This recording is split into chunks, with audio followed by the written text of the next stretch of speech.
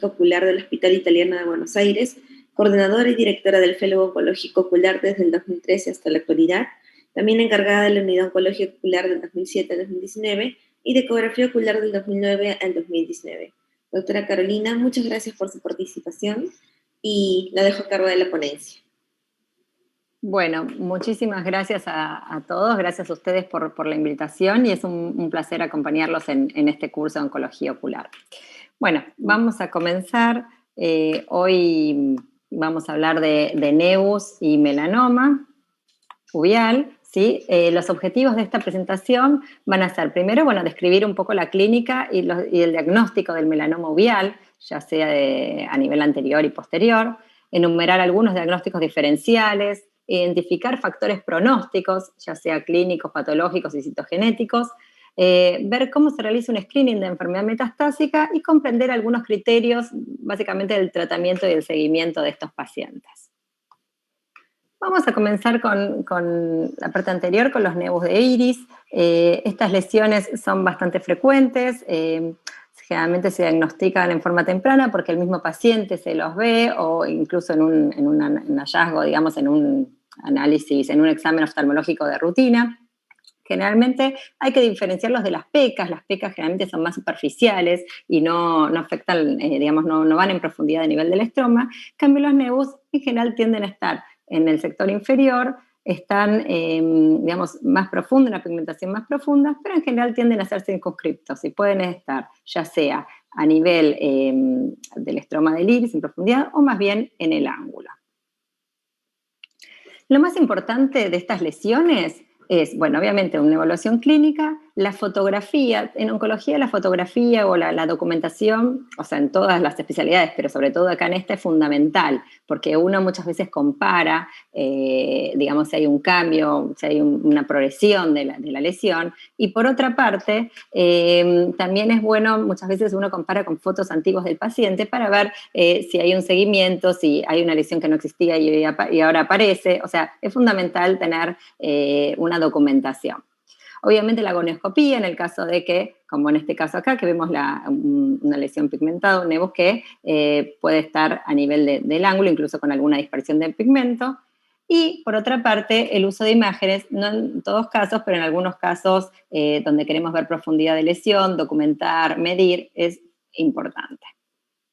Esta es una paciente que la seguimos hace mucho tiempo, tenía esta lesión pigmentada, nos habían derivado directamente para cirugía por sospecha de melanoma, pero bueno, esto es un nevus que lo fuimos controlando en el tiempo, siempre estuvo estable, le hicimos mediciones con VM, no ha cambiado, entonces no hubo necesidad más que de observación.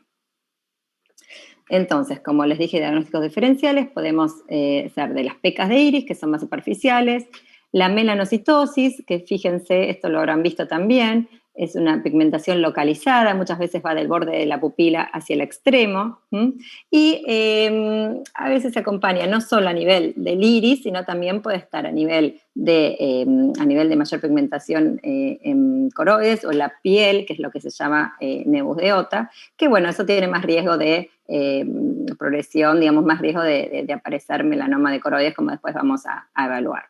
Y bueno, otros ejemplos son los nódulos de Lisch.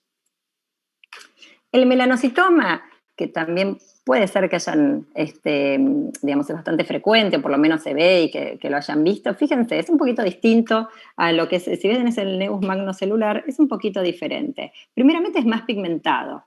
Ven que tienen como una superficie del pigmento, como una pequeña dispersión del mismo, entonces a veces puede incluso aparecer en otros lados a nivel del ángulo, o digamos, o puede aumentar la presión ocular, o sea, son algunas otras características que pueden tener este tipo de lesiones. En este caso es fundamental cuando aparecen lesiones en el ángulo, dilatar la pupila, porque nos podemos llevar una sorpresa de aparecer una lesión de este lado, digamos, y la podemos visualizar mejor cuando uno dilata la pupila. Bueno. Este es un caso muy interesante que les quiero comentar. Este es un paciente de 38 años, fíjense, visión 20/20, y alpinista, y lo habían derivado de otra provincia, digamos, de Argentina, por esta lesión pigmentada, fíjense que tiene bastante pigmento, con los bordes no tan definidos, que había crecido y también tenía esta siembra acá o esta dispersión de pigmento acá. Bueno, en realidad básicamente lo habían derivado para enucleación. Lo estuvimos observando, digamos, primero le pedimos exámenes previos, como les decía, es fundamental, quizás no de la mejor calidad, pero ver cómo, digamos, pedirle al paciente si tenía fotografías anteriores, y fíjense como en el 2005, una foto casera, vemos que la lesión no llegaba al borde de la pupila y que de a poquito fue creciendo. Por otra parte, como les comenté, la gonioscopía ayuda muchísimo a ver hasta dónde llega la lesión, a ver la dispersión de pigmento y otras estructuras comprometidas. En este caso también el paciente presentaba glaucoma en este ojo, o sea, glaucoma unilateral. Bueno, ante estos hallazgos, realizamos un estudio de VM, en ese momento no contábamos con el equipo de VM en el hospital, así que se hizo en otro centro, pero más que nada no se evidenciaba compromiso de estructuras profundas, sino más bien medimos la lesión. En este caso, ¿cómo? Era un ojo con glaucoma unilateral, con posibilidad de ser una lesión sospechosa de malignidad, y venía con un diagnóstico, o digamos, con un tratamiento, una indicación de enucleación. Lo que hicimos fue una biopsia, una punción aspiración con aguja fina, que en general conviene desde el patólogo, si uno puede, esté con nosotros en la sala de operaciones para ver si tenemos material suficiente como para hacer un diagnóstico. Recuerden que las muestras aquí son muy pequeñas, así que, bueno, se realizó un examen con punción con aguja fina. Las complicaciones, la verdad que son muy raras. La más frecuente es el IPEMA, pero la verdad que es muy poco frecuente. Y el diagnóstico fue un melanocitoma. Fíjense como en la patología son células muy pigmentadas que después, bueno, usando técnica de pigmentación, el diagnóstico fue un melanocitoma. Así que, bueno, el paciente fue seguido en el tiempo, controlado su presión ocular y se mantuvo estable. Este es otro ejemplo de otro turbón pigmentado de iris, también lo vimos el año pasado, diciembre 2020, una chiquita de 15 años del interior del país que no había podido consultar por la cuarentena y por toda esta pandemia. Bueno, y apareció con esta lesión, fíjese, ya tenía ojos claritos, ¿no? Esta lesión pigmentada, con algunos vasos en superficie. Tenemos acá también como pigmento, como siembras acá a nivel angular, y en esta VM vemos que hay todo un engrosamiento del iris patológico, del cuerpo ciliar, o sea, algo heterogéneo, sin comprometer la pared ocular.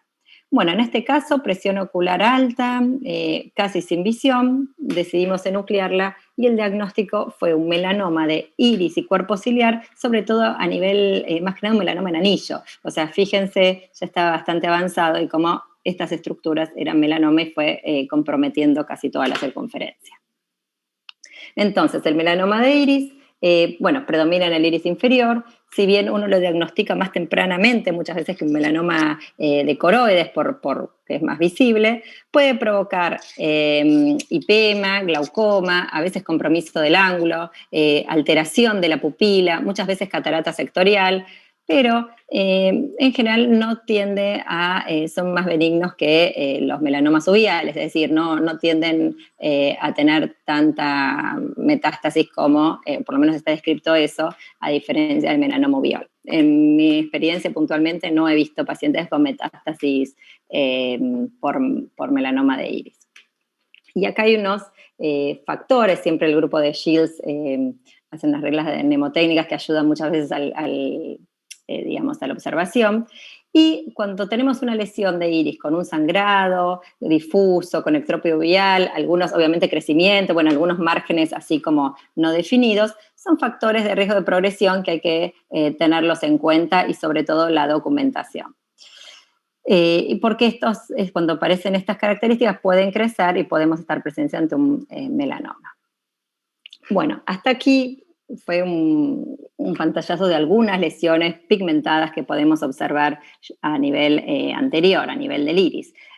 Ahora vamos a comenzar con los nevus coroideos. De más está decir que cualquier duda o inquietud me pueden interrumpir, no hay ningún problema, ¿sí? Bueno, los nevus coroideos también se pueden presentar aproximadamente en el 6% de la población. Uno los diagnostica como un examen de rutina en un fondo de ojos de control muchas veces, y también pueden ser desde lesiones a nivel de polo posterior, fíjense, una lesión más bien circunscripta, marrón verdosa, en general planas, a veces son un poquito más ligeramente sobrelevadas, y cuando tienen estas características, o sea, alteración del epitelio pigmentario y drusen, esto nos habla ya de un tiempo de evolución. Generalmente cuando un nevus coroideo es de reciente aparición, no tiene ni drusen ni alteración del epitelio pigmentario, en cambio cuando ya pasa un tiempo, uno puede ver estas características. Como siempre, seguimiento, documentación, imagen del fondo de ojos, del nevus. Aquí es un ejemplo donde esto que se ve acá es un halo hipopigmentado, esto es un signo de benignidad, digamos, de tiempo, y en general con drusen hay que seguirlo, pero en general uno se queda más tranquilo cuando ve una lesión ya con estos signos de cronicidad. En estos casos, ¿qué hay que hacer? Hay que documentarlo, como les mencioné, con una fotografía, muchas veces una ecografía, algunas veces, sobre todo si uno piensa que puede estar un poquito sobrelevado, para medirlo, para evaluar el espesor, fíjense que es de alta reflectividad, prácticamente rectifica, en este caso el espesor es mínimo. Y en otras oportunidades también se puede hacer, sobre todo los que están a nivel de polo posterior, un OCT, donde lo que se ve en el OCT es, la hiperreflectividad anterior con una sombra óptica posterior. Esta sombra va a depender del pigmento. Cuanto más pigmento, se va a ver más sombra. Y acá lo que nos puede ayudar para los OCT es, por ejemplo, para pesquisar si tiene líquido subretinal, que vamos a ver que es un factor de riesgo, o si tiene algún drusen o algún signo o alteración del epitelio pigmentario, básicamente para evaluar esos cambios. Lo que se hace, seguimiento. Esto es un paciente que documentamos, fíjense, fueron 2005, este es 2008, esta es la última que había sacado en su momento, que era 2011, está siempre igual. O sea, la documentación siempre estable, así que control y nada más. Cuando uno ve por primera vez estas lesiones, uno hace un seguimiento a los 6 meses. Después, si uno va viendo que siempre está estable, bueno, puede hacer posteriormente un control anual. Pero siempre hay que seguirlos y hay que avisarles a los pacientes que tienen un nevus coroideo. Ahora bien, tenemos estos tumores pequeños, estas lesiones pequeñas. A veces hay algunas que son como más sospechosas, entonces a veces estamos ante la presencia. ¿Qué será esto? ¿Un nevus? ¿O un nevus más grande? ¿O un melanoma pequeño? ¿Cómo nos damos cuenta en la parte clínica o ayudándonos con estudios complementarios ante la presencia de qué estamos viendo? Entonces, porque a veces algo que parece pequeño puede llegar a ser esto, digamos un melanoma. Entonces, vamos a ver algunos signos que nos ayudan, digamos, o que están descritos, que nos ayudan a evaluar el riesgo de progresión. Acá, por ejemplo, ya vemos uno, fíjense el pigmento naranja. Estos son depósitos de lipofluxina y es uno de los signos de riesgo. Bueno, las lesiones melanocíticas pequeñas, como les mencioné, pueden ser melanomas, nevus, y hay lesiones que hay que estudiarlas un poquito más. Fíjense, estos son tamaños más o menos parecidos, pero esta es un paciente con un nevus coroideo y estos fueron 2 pacientes con melanomas que hemos tratado. Esta es una chica de 18 años, donde incluso después hizo un sangrado ahí en superficie, y este es un paciente de 42 años, también una lesión central con mixta, digamos, parte pigmento y parte melanótica. Entonces, con esta introducción vamos a hablar, sabemos que los melanomas en general son el 5% de todos los melanomas, es el tumor intraocular maligno primario más frecuente del adulto.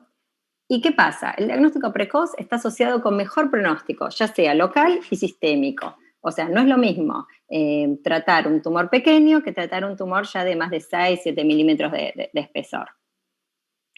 Recordemos que el melanoma coroideo es más frecuente que lo que hablamos antes del iris o de cuerpo ciliar, ¿sí? Cuerpo ciliar propiamente dicho. Muchas veces está combinado, cuando son periféricos, es cilio coroideo. ¿Y cómo es la clínica? Bueno, primero en general tienden a ser más sobrelevados, el color es parecido, marrón verdoso, puede tener pigmento naranja, a veces son más amelanóticos y sobre todo y hay algunos cambios cuando rompen la membrana de Bruch, Fíjense, este es un ejemplo, perdón. Esta imagen fue sacada por uno de nuestros residentes. No siempre, a veces uno tiene a disposición una retinografía o una foto color para poder, digamos, documentarlo, pero esto con una lupa, el celular y bueno, y aprendizaje, fíjense, por lo menos se puede documentar y sacar una linda imagen para el seguimiento. Y esta es otra paciente, fíjese también con un melanoma ya bastante extenso, donde tenemos pigmento naranja, tenemos el melanoma y bueno, y también tenía líquido subretinal. Bueno, el diagnóstico en el melanoma, más del 95% de los casos, es con un examen de fondo de ojos, digamos, en alguien que ha visto melanomas, en un médico experimentado en ello, y sobre todo la ecografía. Cuando son lesiones muy grandes o digamos, características, bueno, el diagnóstico es bastante sencillo. El tema es poder diagnosticar cuando las lesiones son más pequeñitas. Generalmente esta es una ecografía de un melanoma que pueden tener como forma de domo, generalmente una reflectividad un poco media-baja, un poco más baja a nivel de la base, excavación coroide. En este caso, este paciente, bueno, fue nucleado porque tenía compromiso de la pared y el diagnóstico era un melanoma ya incluso con invasión a nivel escleral. La reflectividad es más bien media-baja y fíjense, esta es una ecografía para mostrarles el desprendimiento de retina. Este es clásico, digamos, una forma de hongo, y estos centelleos que ustedes ven ahí son los movimientos vasculares espontáneos que podemos observar en el melanoma, que también es característico. Bueno, muy bien. Lo que no queremos es llegar a esto, a melanomas avanzados. ¿Y cuándo se dan los melanomas avanzados? Cuando son bien anteriores. Esto, fíjense, es tan anterior que lo vemos del otro lado cuando uno hace la ecografía.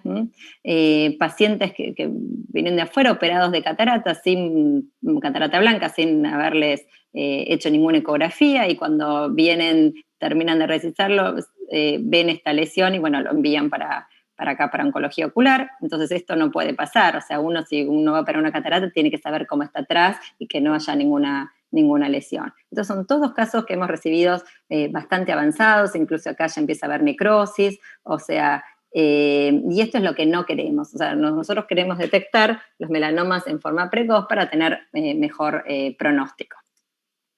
Entonces, la detección temprana ayuda al pronóstico. No es lo mismo los casos que les mostré como estas lesiones pequeñas que podemos ver acá, también sugestivo de melanoma. Acá la flecha marca el pigmento naranja que vemos en la imagen, en la fotografía. ¿Y cómo detectamos? Básicamente con un fondo de ojos con oftalmoscopía binocular indirecta. Por lo menos cuando uno hace un fondo de ojos es fundamental, y ahí ve, bueno, hay una lesión. Entonces ahí por lo menos uno ya sabe si hay un nevus, si hay un melanoma, si hay una lesión indeterminada que es necesario consultar con el especialista, pero con el fondo de ojos uno hace una pesquisa. Entonces a todos los pacientes que vienen para revisarse para anteojos, lo que sea, bueno, digamos, o realizarle el fondo de ojos en el momento, o si no, citarlos para un nuevo control con fondo de ojos, pero siempre fundamental recordar eso. Y hay factores clínicos que nos pueden ayudar a predecir la transformación de nevus a melanoma. En las lesiones pigmentadas pequeñas, ¿cuáles son esos factores que nos ayudan, digamos, a evaluar los riesgos? Bueno, este es un trabajo, ¿no? Hace poquito se publicó, donde, digamos, en un estudio de 3.806 casos, se evaluaron de todos estos pacientes un follow-up de 2.355 nevus y ver cuáles eran esos factores de riesgo.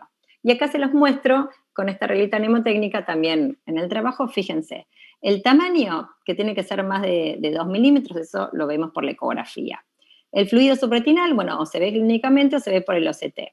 Los síntomas en general, cuando están en polo posterior, se diagnostican más tempranamente porque, digamos, hay líquido y produce alguna alteración a nivel de la visión. Bueno, el pigmento naranja, que si no se ve clínicamente lo podemos ver por la autofluorescencia.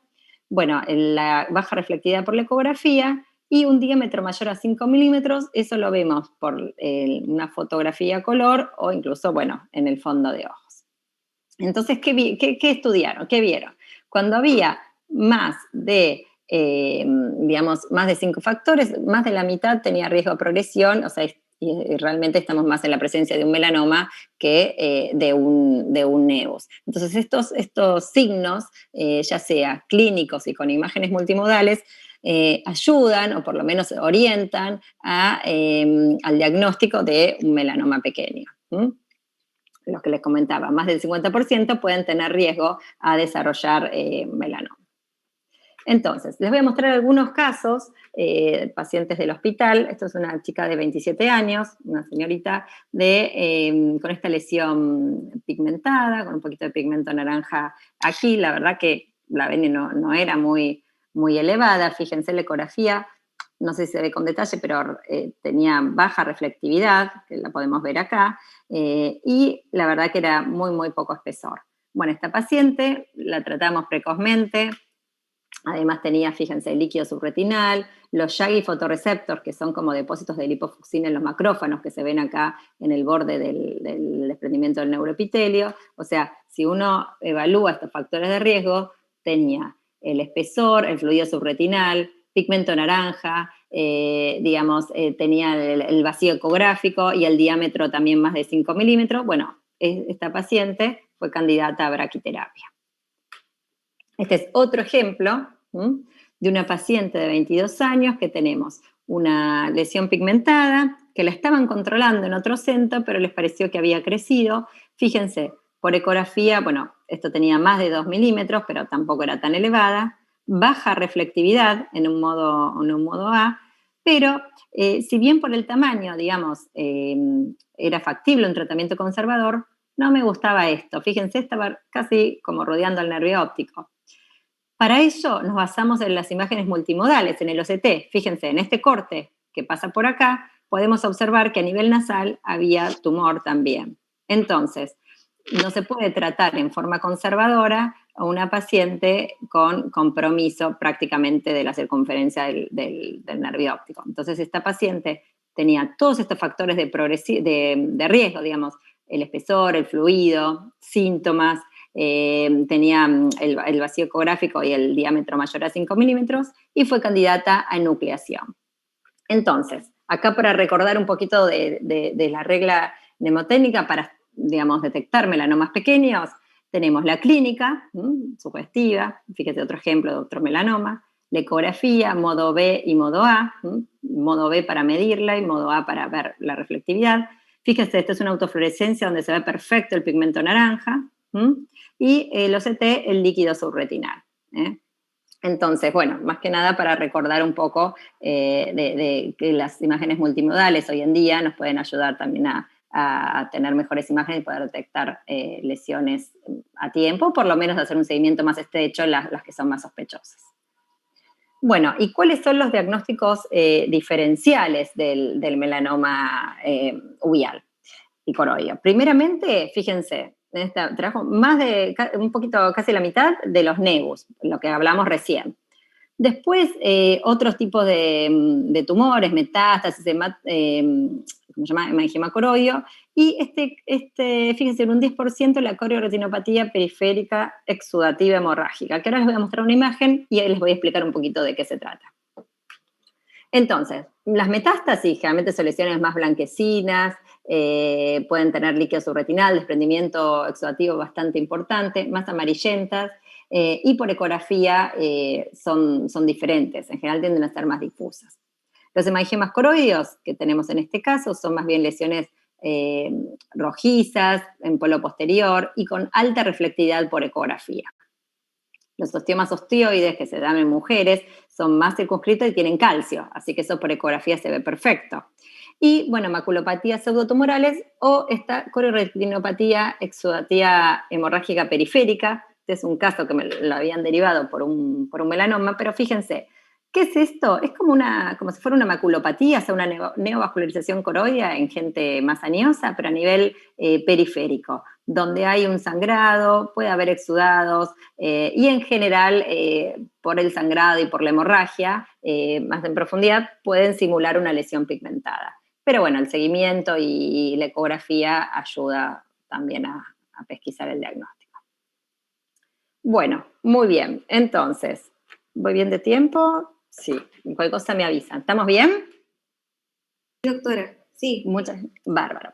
Bueno, entonces, ¿cómo hacemos el estudio sistémico? O sea, ahora ya tenemos el diagnóstico de melanoma, es decir, vimos los melanomas avanzados, vimos los casos más convencionales, como la forma de hongo que les mostré de ecografía, o la pesquisa de estos melanomas pequeños. Ahora, ¿cómo hacemos, digamos, el estudio de screening para ver si tiene metástasis o no? Bueno, con un laboratorio de rutina para ver sobre todo un hepatograma, básicamente fosfatasa alcalina, o sea, todas las enzimas hepáticas, una ecografía hepática. ¿Y por qué hablo del hígado? Porque las metástasis del melanoma, más del 50%, o van al hígado solamente, o si no, son combinadas. Hígado más otra localización, o sea, tiene bastante tropismo a nivel hepático, porque es por diseminación hematógena, entonces es fundamental estudiar ese órgano, ¿sí? Y cuando la ecografía hepática hay algo sospechoso, entonces es importante hacer una tomografía o una resonancia y siempre tratar en conjunto con el oncólogo clínico, ya sea ojos enucleados o braquiterapia, es lo mismo, el seguimiento es de por vida, porque muchas veces uno puede tratar el melanoma, puede tener un tratamiento exitoso y sin embargo, años después del tratamiento, aparecer metástasis. Entonces, el seguimiento hay que avisar a los pacientes que es de por vida. En nuestro caso, está descrito en la bibliografía que en menos del 1% puede haber metástasis al momento del diagnóstico. Nosotros en nuestra experiencia, digamos, en el hospital, tuvimos más casos, casi un 3% de esto. Yo creo, digamos, nuestra hipótesis es que es más que nada porque vemos casos, incluso a veces nos llegan casos bastante más avanzados. Bueno, ¿y cómo es el tratamiento? Si tenemos un melanoma pequeño, básicamente nuestro tratamiento inicial es la braquiterapia.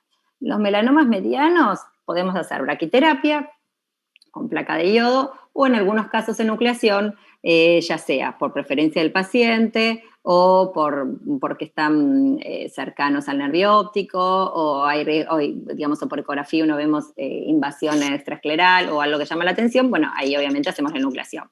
Y los melanomas grandes, la verdad que primera opción es enucleación, y salvo que el paciente se niegue o algo, bueno, se podría hacer una braquiterapia. Pero siempre la braquiterapia no tiene el alcance para todos los melanomas. Este es un ejemplo, estas son las placas, miren, fíjense. Es una placa de oro, ¿sí?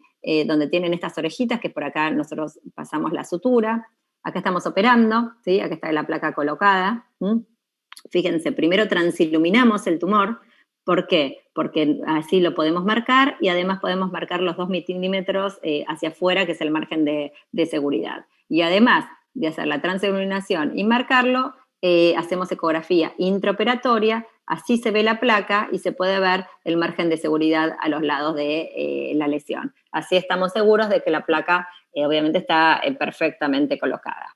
Y para ello, muchas veces les diría que casi la mayoría tenemos que desinsertar los músculos, uno de los músculos, para poder ubicarla, digamos, en el sitio adecuado. A la semana siguiente, la placa se deja una semana, y a la semana siguiente, cuando sacamos la placa, bueno, ahí se vuelve a colocar el músculo en su lugar. ¿Qué pasa? No tiene que ser un tumor de más de 10 milímetros de espesor y de 18 de diámetros. Eso es lo máximo que podríamos tratar. Pero ojo, porque cuanto más grande también hay más radiación con más complicaciones. Esto es la placa disponible que tenemos en Argentina. La mayor es de 22 milímetros. Por eso es que no pueden estar más de 18 milímetros de diámetro. El radioterapeuta nos da este esquema, digamos, que son todos los cálculos que hace todo un equipo de radiación, donde hacen los cálculos de cuánta es la dosis que va al tumor, digamos, y que se va dispersando y que puede llegar a la papila y a la mácula, o sea, a nivel posterior, porque lo que queremos es que la superficie del tumor, de la dosis tiene que ser de tratamiento 80 Gray. Bueno, y acá les voy a mostrar un ejemplo de un paciente, digamos, con un melanoma. Fíjense que había roto la membrana de Bruch, un melanoma mediano. Bueno, esto, digamos, hace ya varios años, esto es al año y medio del tratamiento. Bueno, va mejorando la reflectividad y cómo se fue achicando. Y fíjense con el tiempo cómo se ve prácticamente más pequeñito, obviamente casi que a veces en algunos casos hasta cuando los tratamos incluso más pequeños, puede ser que no se detecte demasiado por ecografía. Y este es otro ejemplo, esta es la paciente con el pigmento naranja, una paciente de 80 y pico de años, que con el tiempo, fíjense cómo este tamaño cambia la reflectividad, siempre mirarla en comparación con la órbita, y cómo se fue achicando también a medida que pasa el tiempo. Uno espera que baje el líquido subretinal, que bueno, se vaya achicando la lesión. Estos son los casos que bueno, con buena evolución. Pero no olvidemos las complicaciones. Todo depende de la cantidad de radiación recibida, sobre todo a nivel de papila y mácula, y del tamaño del tumor. Cuanto más grande el tumor, obviamente vamos a tener más complicaciones porque los tejidos van a recibir también mayor radiación. Y bueno, ahí hay múltiples tratamientos, no todos muy, digamos, algunos mejoran un poco la visión, no siempre. Hay muchas opciones de tratamiento, pero bueno, no es el costo de esta charla, así que los paso un poquito. Y bueno, y recordar que la enucleación siempre es una perfecta solución cuando son lesiones muy grandes, con extensión. Fíjense acá por ecografía una extensión extraocular, acá también un compromiso de pared o cercanía al nervio óptico. Bueno, y en cuanto al pronóstico, sabemos que el melanoma, digamos, los pacientes pueden morirse por melanomas, es un tumor maligno, generalmente se mueren por las metástasis que producen este tipo de tumores. ¿Y por qué se mueren a pesar de que, digamos, el diagnóstico fue correcto, que fue nucleado o que incluso fue tratado con placa con buena evolución? Porque se ve o se dice que hay micrometástasis previa al diagnóstico, es decir, uno hace el diagnóstico, pero muchas veces ya hay células dando vuelta por ahí que no se detectan con los estudios convencionales y que están como latentes y después de un par de años, bueno, aparecen estas metástasis. En general, son los primeros 5 años, pero incluso hay reportes de pacientes, incluso nosotros tuvimos una paciente en el hospital que después de 11 años hizo una metástasis hepática. Y el problema de esto es que todavía no hay terapias efectivas para esta enfermedad avanzada, para las metástasis. Hay muchas opciones, también se están estudiando drogas nuevas y demás, pero incluso hay bastantes clinical trials, sobre todo en el hemisferio norte, pero la verdad que todavía no mejoramos la sobrevida de los pacientes. Y esto es para mostrarles un ejemplo nomás de esta paciente de 42 años. Su melanoma era menos de 3 milímetros, era un melanoma pequeño, con pigmento naranja, desprendimiento del neuroepitelio. Acá le habíamos hecho una angiografía fluoresceínica, donde se ven los microdesprendimientos del neuroepitelio acá, los puntos estos calientes que se llaman por RFG. Le habíamos hecho el Doppler para ver la vascularización, en algunos pacientes les hacemos para ver los cambios post-placa. Y fíjense, post-tratamiento a lo largo del tiempo, bueno, esto es más precoz, esto es más tardío, fíjense, los cambios de alteración del epitelio pigmentario por la placa, acá se ve el tumor, por Doppler no se ven vasos, y sin embargo a los 6 años hizo metástasis a nivel hepático, como muestran estas flechas naranjas, ¿sí? Fue tratada con quimioembolización hepática, la verdad que de hecho tuvo bastante 3 años o más de tratamiento, pero después falleció. Normalmente cuando aparecen las metástasis el pronóstico no es bueno y pueden fallecer promedio entre 8 meses, 1 año, depende. Pero bueno, así que más que nada para mostrarles eso, que a pesar de un tratamiento efectivo local, no hay que dejar de controlar a estos pacientes y que dejen de ir al oncólogo, ¿sí? Entonces, los factores pronósticos, tenemos factores clínicos, que ahora los voy a nombrar, tenemos factores patológicos, en el caso, por ejemplo, de que se nuclee el ojo, este es un paciente, un ojo con un melanoma y una melanocitosis, y factores citogenéticos, acá es un paciente con una técnica de Fish. Fíjense, este tumor enorme que ya se había extendido hacia anterior, este melanoma, este paciente fue operado, digamos, con el equipo de plástica del hospital, y a pesar de tener un pronóstico clínico bastante malo, ya van 5 años del tratamiento con buena evolución. Bueno, el pronóstico, hablábamos de la edad, cuanto más edad, peor pronóstico, obviamente los tamaños. La extensión hacia cuerpo ciliar, es decir, si tenemos un melanoma coroideo que es más anterior y se extiende hacia el cuerpo ciliar, eso también es un factor de mal pronóstico. La melanocitosis, generalmente los pacientes que tienen melanoma con melanocitosis pueden tener un pronóstico peor e incluso mayor riesgo de metástasis. Y, bueno, la invasión al nervio óptico. Entonces, esto para mostrarles nomás que la nueva clasificación del TNM, de la American Joint Committee on Cancer, de acuerdo al espesor y al tamaño, les coloca categorías T1, T2, T3, T4, y eso es pronóstico, porque de acuerdo a la categoría, ahí uno evalúa la sobrevida, básicamente para mirar que cuando somos un T4, el pronóstico, digamos, el riesgo, obviamente, de compromiso es mayor. Y los factores anatomopatológicos, bueno, esto lo dice el patólogo, pero esto es lo que le comentaba. Esta paciente que tenía un tumor, ya había roto la membrana de Bruch, fíjense, un melanoma casi que se extendía cercano al nervio óptico, coroideo, hasta cuerpo ciliar. Obviamente esta paciente tiene peor pronóstico. Y el pronóstico citogenético a veces es considerado uno de los diagnósticos más importantes. Se puede hacer por punción en el momento de la placa, no es que se hace antes, sino se realiza en el momento de la placa, ya sea por vía transescleral o por una punción vítrea, para evaluar estos pacientes si son de bajo o alto riesgo. La verdad que acá, como no hay mucho para ofrecer todavía, y a veces de las técnicas no tenemos las mismas técnicas de citogenéticas que tienen en el hemisferio norte, no se tiende a hacer o no siempre se hace por el riesgo y digamos, no hay demasiado que ofrecer al paciente. Pero básicamente tenemos la expresión de genes, digamos, un antígeno que expresa el melanoma, mutaciones o alteraciones cromosómicas, habrán escuchado nombrar el cromosoma 3, la monosomía es de peor pronóstico. Bueno, son todos aspectos moleculares que no es el objetivo de esta clase, pero para comentarles que existen y que habla del pronóstico de los pacientes. Entonces, ¿por qué es importante esto? A veces por ejemplo, se evalúa a los pacientes si son de bajo riesgo o de alto riesgo, y en base a esto, por ejemplo, pueden entrar en clinical trials o pueden probar algunas drogas, digamos, diferentes para el manejo de su enfermedad metastásica. Entonces, para concluir, y ahora espero sus preguntas, recordemos la clínica, detectemos la lesión pigmentada sospechosa en forma precoz. ¿Cómo? Con un fondo de ojos de rutina. Y si en el caso de segmento anterior, bueno, fotografía del iris, un buen examen de biomicroscopía, con gonio también. La documentación, desde fotografías hasta con equipos sofisticados, o si no, una fotografía casera también ayuda a la documentación y al seguimiento. Hoy en día con los celulares, con la tecnología se puede llegar a obtener eso.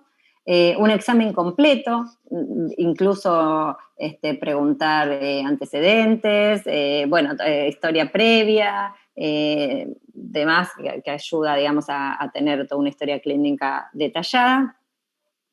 Evaluemos factores de riesgo, ya sea por ecografía, y usemos las imágenes multimodales cuando lo requieran para la detección de melanomas pequeños.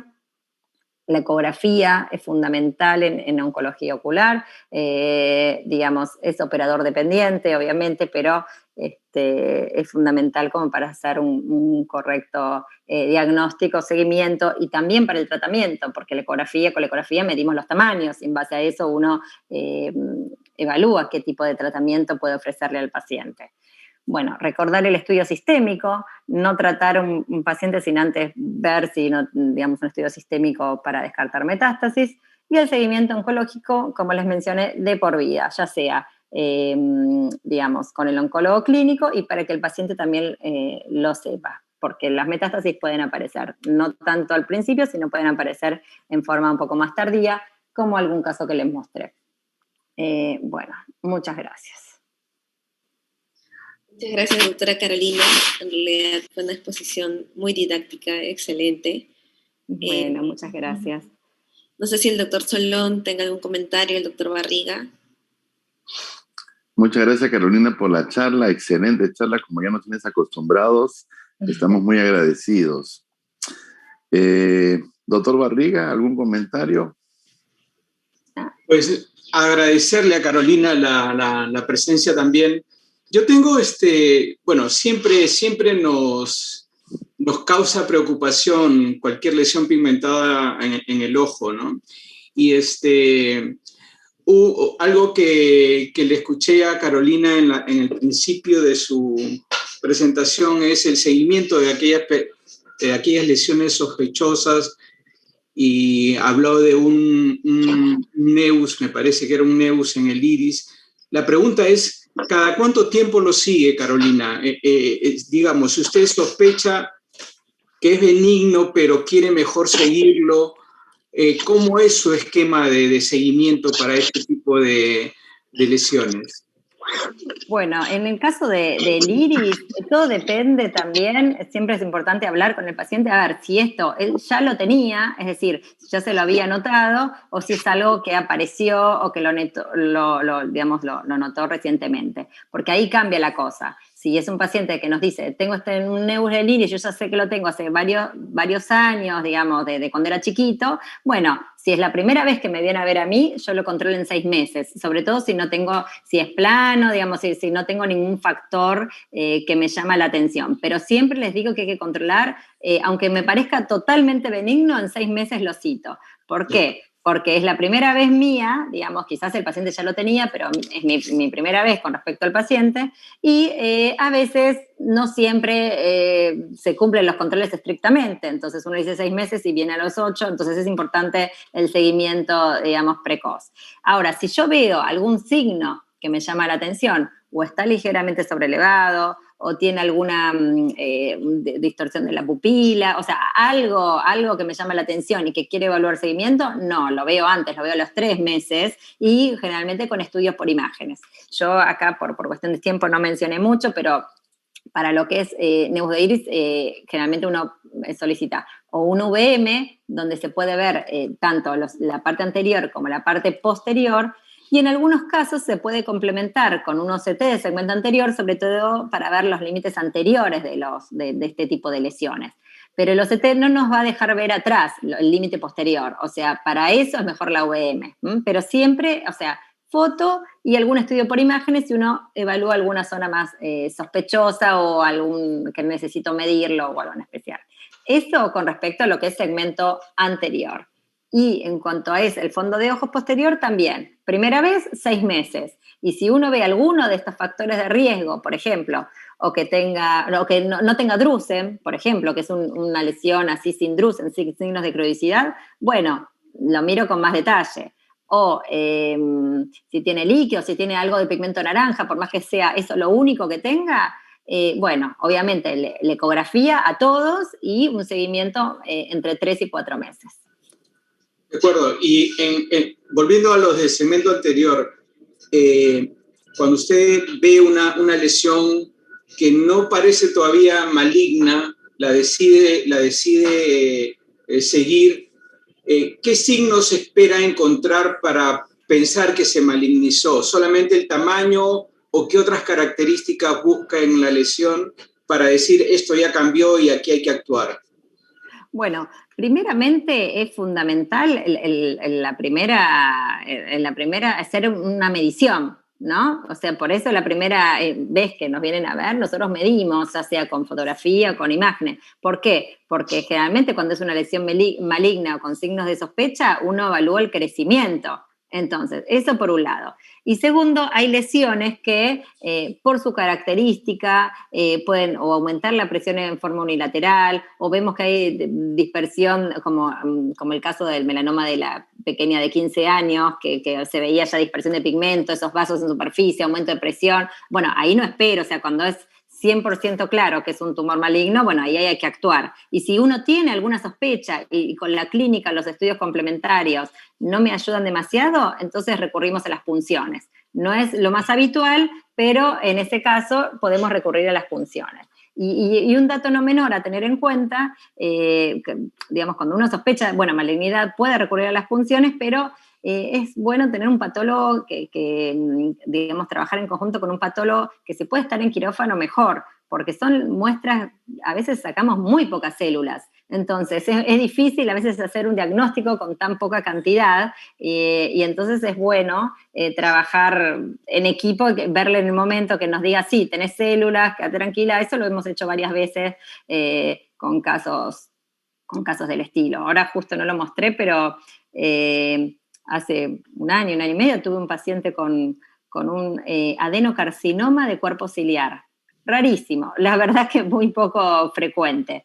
Había roto la cápsula del cristalino, eso tuvo una reacción de uveitis y bueno, ahí tuvimos que interferir y hacer un diagnóstico primero con punción, después cuando seguía con esa sospecha de malignidad, bueno, directamente ahí ya tuvimos que hacer algo más agresivo, ¿no? Pero muchas veces no hay, digamos, si no se puede llegar a un diagnóstico, hay sospechas de malignidad, bueno, la punción. De acuerdo. Finalmente, Carolina, ¿ustedes están produciendo sus placas, sus isótopos en Argentina o las importan? No, nosotros en Argentina hay y se producen acá. Ya. Sí, tenemos las placas, la máxima es de yodo, lo que tenemos es yodo 125, acá en Buenos Aires, no en otras provincias no, es acá en Capital. El paciente que a veces del interior tiene que viajar a Capital para poder hacer este tratamiento. Y tenemos un equipo de radioterapeuta, no es específicamente del hospital, pero es, digamos, está como tercerizado, y ellos sí, lo que hacen es con una física, y bueno, todo organizan lo que es el armado de la placa, la esterilización, los cálculos de las dosis, todo eso, y el día que nosotros vamos a operar, de acuerdo a las medidas que nosotros le solicitamos y todo digamos, las imágenes del tumor, ellos nos traen la placa en el momento de la cirugía. Aquí en el Perú tenemos un problema serio con los isótopos. Exactamente, ¿cuál es el problema, Solón? ¿Tú sabes por qué se dejó de producir? Sí, justamente hace una semana he tenido una conversación con gente de radioterapia y el problema es más administrativo y de licencias. El IPEN tuvo que dejar de producir por una cuestión de licencias a nivel del Ministerio de Salud para poder producir específicamente alambres de iridio para uso médico. Por otra parte, es tan poca la demanda que tenemos, porque al año pedíamos aproximadamente unas 5 cargas y económicamente parece que no es rentable para el IPEN. Y la parte de licencias que tienen que renovar para producir este alambre es muy tedioso para ellos, para tan poca venta, digamos, de producción que tengan que hacer para nosotros. Claro, pero no era yodo, ¿no? Era iridio. No teníamos capacidad de producir yodo. Hemos manejado alambres de iridio y estos alambres de iridio eran adheridas con un pegamento a la placa de oro y tenían, se ha manejado aproximadamente por 15 años, nos fue bastante bien. Si hablamos de la calidad de energía, definitivamente las curvas de isodosis disminuyen mucho más rápido en yodo que en iridio. Es decir, el efecto colateral es menor en yodo, 125. Claro. Pero hemos tenido buenos resultados con el iridio, pero lamentablemente no lo tenemos. Andamos detrás de la opción de poder importar rutenio 106, pero no se nos está haciendo muy fácil. Son costos muy altos para una casuística baja, porque aproximadamente nosotros, el grupo de oncólogos oculares aquí en Lima, podemos manejar aproximadamente unos 8 a 10 casos de melanoma ovial al año. No es mucha la casuística. Claro. Y los que pueden acceder a una placa son tal vez el 50% y los costos son muy, muy altos. Importar una placa vale $40,000. Aparte que nos dura un año, pero el otro inconveniente es que toda la logística que está alrededor de la placa tiene un costo adicional todavía. Entonces es muy difícil. De todas maneras, estamos trabajando en eso desde hace unos meses para ver si podemos contar con la placa de rutenio y estamos tratando de ajustar números y presupuestos para ver si esto puede ser posible en el futuro. Ya tenemos el importador, ya tenemos la licencia, tenemos el permiso de Digemit ya para contar con esta placa en Lima, pero los números no cuadran. Es costoso. Qué pena, qué pena. Sí, nosotros rutenio no tenemos en Buenos Aires, solo yodo. Pero bueno, como el yodo tiene alcance, ya sea para lesiones pequeñas, menos de 4 milímetros, como hasta 10, bueno, estamos con eso. Pero sí, el rutenio no tenemos. No, el yodo me parece más práctico porque puedes manejar tumores más altos, ¿no? Con rutenio uno se queda corto porque manejas tumores con una altura de 5 o 6 milímetros máximo nomás, pero que son tal vez el 50% de pacientes. Yodo te permite tratar, como tú sabes, tumores más altos, es más versátil, es más costoso también porque tienes que renovar cada 3 meses la carga. Claro. En cambio, el rutenio se renueva cada año, lo cual lo hace más económico también. Ah, claro, tal cual. Sí, esto la verdad que, bueno, desde que yo entré al mundo de oncología ocular, trabajamos con un equipo que es muy serio de radioterapeutas. No hay muchos que se dediquen a hacer esto, de la confección de la placa, digamos, de oro y demás acá a nivel en Buenos Aires. Pero bueno, por suerte podemos tratar estos pacientes. Sí, la radiación es baja en comparación a otros radioisótopos, pero bueno, igual tiene sus complicaciones y bueno, hay que eso también hay que seguirlas y demás. Tenemos un par de preguntas, Carolina. Sí. María, ¿las puedes leer, por favor? Sí, doctora. Tenemos un par de preguntas. El doctor Calvin Pino nos dice: doctora, el seguimiento en pacientes jóvenes con lesiones coroideas pequeñas no sugestivas de malignidad, ¿cada cuánto tiempo deben ser? Y la siguiente pregunta es: ¿hay algún factor genético hereditario que me sugiere realizar una revisión a familiares consanguíneos directos? Bueno, el tema es así. Cuando tenemos una persona joven con un neuscoroideo, primera vez, 6 meses. Una vez 6 meses, 2 veces 6 meses, 3 veces 6 meses, o sea, hasta ver que está estable. Cuando vemos ya que es una lesión estable, que empiezan a aparecer, digamos, signos de cronicidad, o sea, que uno lo ve siempre exactamente igual, bueno, uno puede, digamos, estirar el control después a 9 meses y después al año. Pero al principio, por lo menos un par de veces, le diría que cada 6 meses hay que hacer el seguimiento para este tipo de lesiones, más cuando es la primera vez. Y si se puede documentar, que sería lo ideal, mejor, aunque sea pedir una foto, no hace falta ni pedir un OCT, ni una fotografía a color, una retinografía, alcanza como para poder documentar, obviamente si se llega con el equipo. Eso para cualquier lesión coroidea que uno vea. Y con respecto al factor genético, hay algunos melanomas familiares, digamos, que están descritos de familia, pero no es lo más habitual. Sí, ahora se está estudiando el BAP1, que está dentro del cromosoma 3, que a veces se asocia con otros tipos de tumores, digamos, y también puede tener antecedente así familiar. Recién ahora en Argentina estamos por hacerlo, el BAP1 a nivel de la histología del tumor, pero todavía no lo podemos estudiar en este caso. Si uno igual tiene un familiar con un melanoma, digamos, si uno no tiene la posibilidad de hacer el BAP1 y otro tipo de estudio, bueno, un fondo de ojos a todos en realidad, pero no digamos, hay que hacer a familiares, incluso a no familiares, o sea, a todas las personas que vienen al control oftalmológico, hay que hacerles un fondo de ojos para pesquisar este tipo de lesiones. Si no es en el momento, o quizás uno no puede, uno es residente y tiene 10 personas esperando, y entonces, bueno, lo cita para hacer un fondo de ojos a la semana, pero siempre hay que avisar de hacer un fondo de ojos para poder pesquisar cualquier hallazgo. Bien, tenemos un par de preguntas más, doctora. Según el criterio de COMS en el tratamiento para melanomas, ¿cuáles serían los criterios para pensar en enucleación? Y la otra es: ¿cuándo se considera que el tratamiento con braquiterapia con yodo ya no es una opción de tratamiento? Bueno, lo de COMS fue un estudio multicéntrico. COMS fue un estudio multicéntrico, digamos, de varios centros a nivel de Estados Unidos y Canadá, donde se dividió los melanomas en pequeños, medianos y grandes, y en base a eso, los medianos se había evidenciado que tanto braquiterapia como enucleación, el pronóstico de vida era exactamente igual.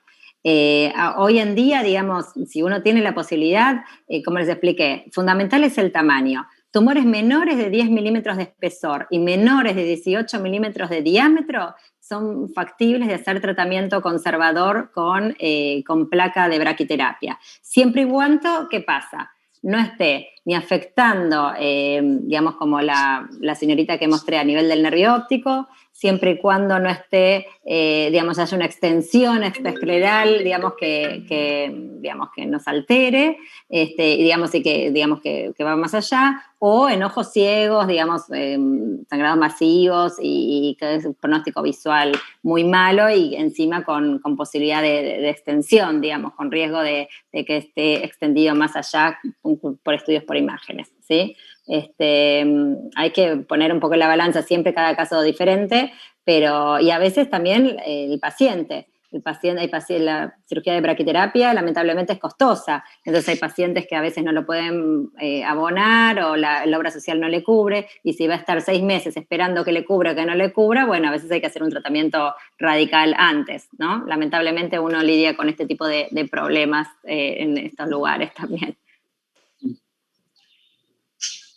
Doctora, otra consulta es el pembrolizumab en la inmunoterapia contra el melanoma. ¿Hay algún reporte en el tratamiento para melanomas coroideos? Hay reportes más que nada para tratamiento de melanomas de conjuntiva con el pembro. En realidad lo que se está usando, hay distintos clinical trials, pero lo que se está usando más que nada es el ipilimumab junto con el nivolumab en primera instancia y después algunas ciclinas. Pero, digamos, no hay nada todavía, o se están haciendo clinical trials, pero del pembro específicamente con el uveal, no tengo, por lo menos, sé que se están estudiando, pero no tengo así como un dato para poder, porque se están evaluando, cuando hay muchas drogas para ver las opciones, a veces todavía no se puede llegar a mejorar la sobrevida de estos pacientes. Lamentablemente hay muchos estudios, y si ustedes van a la página de Clinical Trial, hay muchos estudios que se están haciendo de esto, pero todavía no hay resultados, digamos, finales como para poder establecerlo. Quizás hay algún case report o algo así, pero no para definirlo. Bien, doctora, gracias. No hay más preguntas por el momento. Sí, doctorita, buenos días. Para felicitar a la doctora Carolina, excelente, magnífica su presentación. Quería preguntarle a la doctora Carolina si en su experiencia han tenido la oportunidad de ver amartomas del epitelio pigmentario retinal dentro del diagnóstico diferencial asociado a poliposis, ¿no?, de adenomatosa familiar, y que muchas veces se confunden con el adenocarcinoma del epitelio pigmentario retinal. Si es que han tenido la oportunidad, o de repente con un síndrome de Gardner, ¿no?, asociado a quistes dermoides, ¿sí? Sería esa la pregunta, ¿no? Perfecto. Sí, con respecto a los amartomas, puntualmente en realidad son las lesiones de hipertrofia del epitelio pigmentario que se asocian a síndrome de poliposis colónica. Sí hemos tenido, no es muy frecuente igual, pero sí hemos tenido casos, pero el diagnóstico en general, como son lesiones múltiples, es raro que un melanoma ovial generalmente es un foco único, salvo que tenga, no sé, melanocitosis, que puede tener algún otro compromiso, alguna extensión, pero las poliposis colónicas, las lesiones que vemos en el epitelio pigmentario son como multifocales, entonces el diagnóstico, y aparte con estudios de imágenes, por ejemplo, se ve que no es uveal, coroideo, sino es más que a nivel del epitelio pigmentario, pero sí hemos tenido, pero la verdad que es poco frecuente. Yo creo que lo que más nos hace, digamos, confundir o trae cierta duda en el diagnóstico son esas hemorragias periféricas o coriorretinopatías exudativas periféricas que a veces la mía como melanoma, a veces no se ve el fondo de ojos porque hay hemorragia vítrea, uno ve una lesión periférica mal definida, y bueno, eso nos ayuda, eso nos dificulta un poco el diagnóstico. Y ahí otra cosa que no les mencioné, que nos ayudamos un poco con el Doppler, que eso es bastante, si uno está en un hospital, no oftalmológico, sino más bien general, ayuda bastante, porque acuérdense que los tumores en general tienden a tener vasos en el interior, porque son, bueno, lesiones tumorales. En cambio, en un Doppler, si uno es un sangrado o si es una lesión así, no hay vasos intratumorales y uno puede ver que es más bien sangre que otra cosa. Entonces, ahí ayuda bastante también el diagnóstico diferencial, que es otra técnica de imagen a tener en cuenta. Y, perdón, no me acuerdo de la otra patología que me has preguntado. Precisamente de lo que mencionó del adenocarcinoma, pero en este caso del epitelio pigmentario retinal, ¿no es cierto? Que a veces... Perfecto. Sí, el adenocarcinoma, la verdad que no tuve la experiencia, solo he visto 1 o 2 pacientes cuando estaba con el doctor Croxato, ya en mis comienzos, pero después realmente no tuve, no vi un adenocarcinoma del epitelio pigmentario que me haya hecho dudar del diagnóstico con un melanoma. Sí, como diagnóstico diferencial raro, que es un caso que es poco frecuente, tuve un melanocitoma del nervio óptico que había malignizado, que es rarísimo, porque generalmente se malignizan en el 1 al 2%, y bueno, nosotros estuvimos dentro de ese 1 o 2%, pero fue la verdad que se diagnosticó con la enucleación en este caso, porque bueno, estaba justo ahí al lado del nervio, pero fue un caso poco frecuente y raro. La verdad que del epitelio pigmentario no he visto en estos últimos años, más de 10 años no he visto. Y en los nevis de Ota, el porcentaje que han tenido usted que se hayan malignizado de los nevis de Ota. Bueno, eso sí, hemos tenido casos de nevis de Ota, de pacientes que se hayan malignizado, incluso que haya tenido metástasis, porque son un poco más agresivos, y en ese caso del nevis de Ota me recuerdo ahora el último paciente que hemos tenido que tuvo, que no es lo habitual, que tuvo 2 focos de melanoma, un foco, digamos, en un sector, pero recordemos que el nevis de Ota, digamos, está comprometida la piel, está comprometida, digamos, toda alterada, digamos, puede estar el iris, el segmento anterior, posterior, incluso también hasta las meninges o la órbita, así que también puede haber melanoma en otros sectores. Y en el caso de melanoma cutáneo, ¿no es cierto? Y que hayan hecho metástasis a coroides, ¿han tenido ustedes algún caso?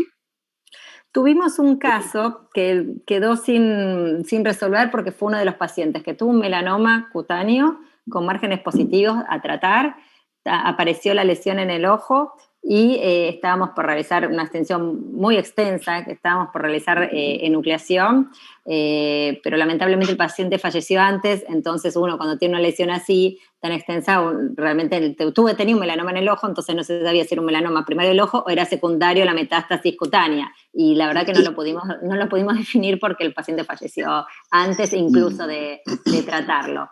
Pero metástasis de melanomas cutáneos, por ejemplo, a veces son difíciles de distinguir porque el melanoma cutáneo, las metástasis que hace a nivel coroideo son pigmentadas, igual que el melanoma ovial.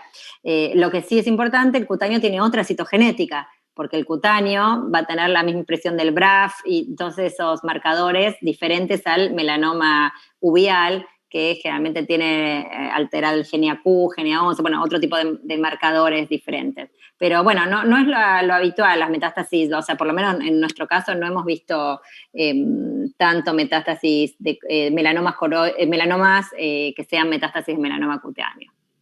Muchísimas gracias, doctora, excelente respuesta, muchísimas gracias. No, por favor, gracias. Esperamos pronto en alguna oportunidad, muchísimas gracias. Nos vemos al doctor Soloncito, muchas gracias. Gracias, doctora. Mariel, creo que había una pregunta más. Una última pregunta, doctor. Dice, si existe algún signo patognomónico específico del melanoma coroideo, algo que pueda permitir que se evidencie clínicamente o se diferencie de alguna otra patología. Bueno, así como patognomónico, no, pero sí lo que mencioné, o sea, si ustedes ven un neus coroideo una lesión coroidea que tiene cierto espesor, que le ven pigmento naranja, que le ven líquido subretinal, y digamos, líquido subretinal, pigmento naranja, que tiene por lo menos elevada, y después le hacen una ecografía y tiene más de 2 milímetros de espesor, bueno, todos esos sí son signos de riesgo, de progresión, y esos son clínicos, esos solamente uno los ve cuando hace el fondo de ojos, por eso que es fundamental, vos haces el fondo de ojos y ves una lesión que tiene pigmento naranja, que tiene líquido, que a veces está cercano al nervio, que uno pregunta antecedentes si no la tenía. Bueno, entonces eso es muy, muy sugestivo y amerita obviamente hacer ecografía, bueno, y otros estudios. Pero la clínica, o sea, ver esas lesiones, estudiar esos factores de riesgo es fundamental. A veces he estudiado en ese trabajo que les mencioné el pigmento naranja puede ser que sea más sugestivo, pero no es que haya algo que sea patognomónico, digamos. Eso no. Bien. Bien, doctora. Pues creo que ahora sí terminamos, Mariel. Bueno. Carolina, muchas gracias nuevamente. Ha sido encantador que esté usted con nosotros y ojalá podamos tenerla nuevamente. Gracias al doctor Serpa. Solón, tienes la palabra finales de despedida. Solamente para agradecerle a Carolina.